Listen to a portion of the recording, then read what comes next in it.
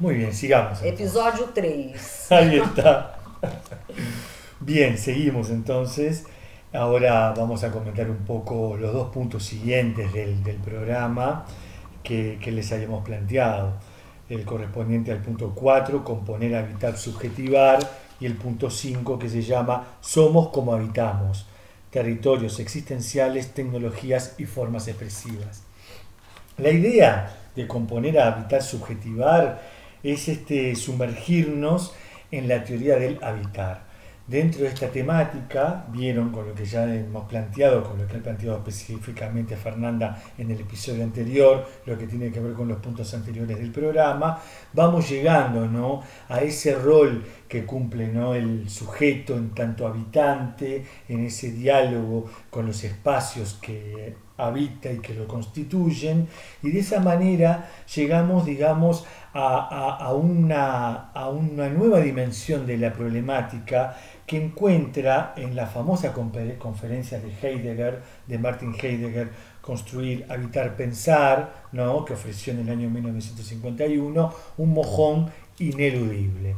Tiene que ver con esta teoría del habitar que hace digamos, a toda una problematización de las ciencias humanas y sociales en general.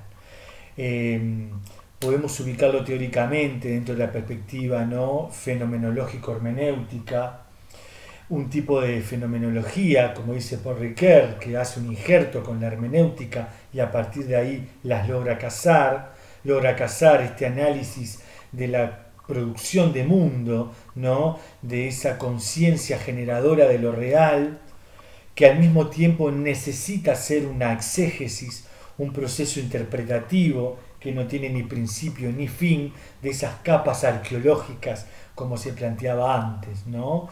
Pero que con Heidegger se plantea desde un lugar radicalmente crítico, cuestionador, con el campo de las ciencias humanas y sociales. Ya esta temática está planteada en Ser y Tiempo, ¿no?, la famosa tesis que realiza cuando justamente su tutor era Husserl, ¿no?, el padre de la fenomenología. Ahí vemos toda esa tradición de pensamiento alemán, todo ese idealismo en términos generales, de donde deriva todo este pensamiento sobre la subjetividad.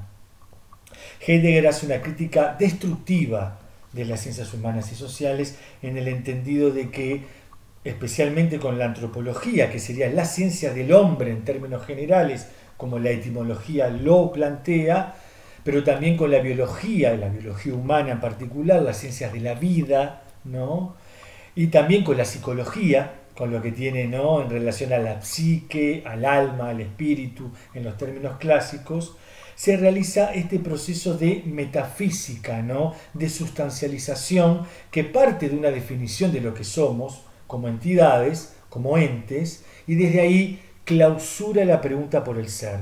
Nos olvidamos de hacernos la pregunta por lo que somos.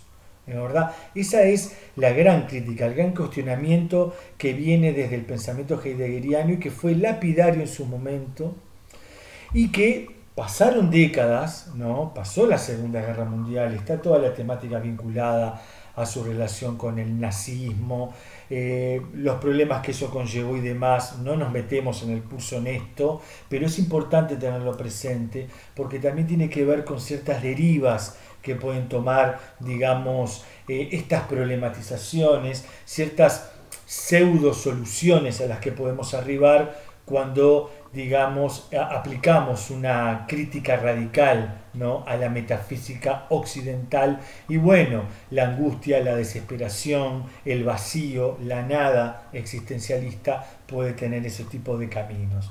Cuando pasa la posguerra, una de las primeras actividades que desarrolla Heidegger cuando vuelve a la vida pública, a la vida académica, gracias a sus compañeros también filósofos franceses como Sartre, ¿no?, de los otros bandos, y que reconocen efectivamente los grandes aportes, tiene específicamente esta conferencia como punto central. Conferencia brindada frente a un auditorio de arquitectos y planificadores urbanos en la reconstrucción de esa Alemania que trata de volver a la vida. Entonces, ese contexto también es fundamental.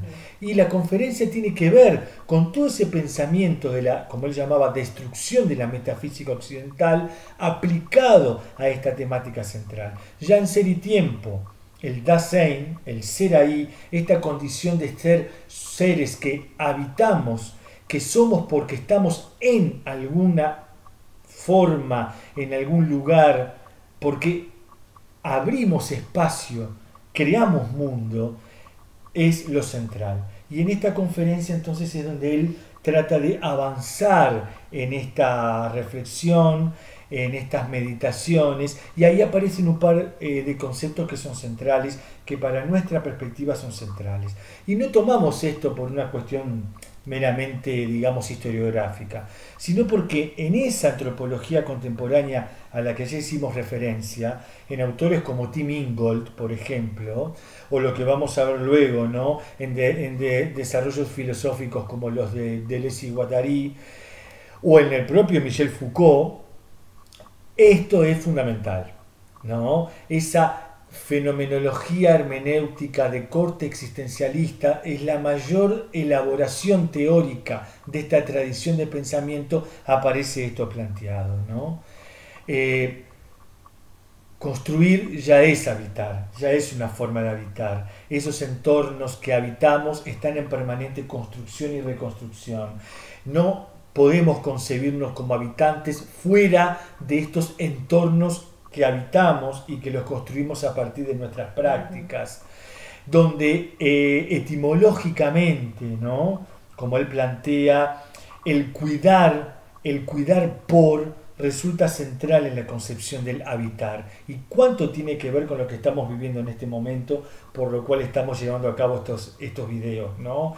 La cuestión del cuidado de sí, ¿no? También algo tan estudiado por Foucault a su manera, desde diferentes perspectivas, pero que está absolutamente vinculado a esta preocupación, ¿no, verdad?, por la construcción del sujeto y de ese mundo en el que habita. Ahí aparecen entonces esas nociones como las del cuidado de sí y como esa idea de que habitamos cuando estamos en paz no en el sentido de pasividad, sino en el sentido de cuando nos encontramos en esa instancia donde podemos crear y cuidar lo que hemos creado, ¿no? Siempre en una dinámica, en un equilibrio dinámico en ese proceso. Y Heidegger pone el acento en esto, ¿no? Otra vez, en no avasallar a la naturaleza, en entender que no existe a priori un recipiente, ¿no? Ese espacio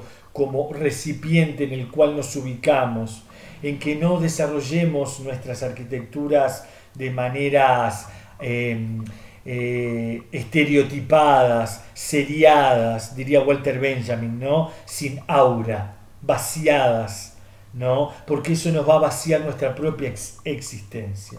Y bueno, de ahí se derivan un montón de temáticas más. Yo en ese módulo además también pongo en juego textos escritos para arquitectos acercando todas estas temáticas, y resulta interesante tomarlos en consideración por estos diálogos que estamos estableciendo. Si se viene de la comunicación o de la antropología, los textos de Adam Jarr, ¿no? Heidegger para arquitectos, o de Valentine, Deleuze y Guattari para arquitectos, son ejercicios muy interesantes para ver esas trocas, ¿no? Esos intercambios de dominios y esa necesidad de ir de la teoría de la arquitectura a la filosofía y viceversa, y cómo juega esta crítica a la antropología estándar, a esa antropología filosófica tradicional que heredamos en Occidente y la cual, junto con el olvido de la pregunta por el ser, dejándola por sentado desde el positivismo, venía esa naturalización del espacio y del tiempo. Ahí aparecen otras lecturas que son súper interesantes, pero particularmente quiero señalar que ahí también vamos a otra conferencia, que es la famosa conferencia de Michel Foucault, Espacios Otros.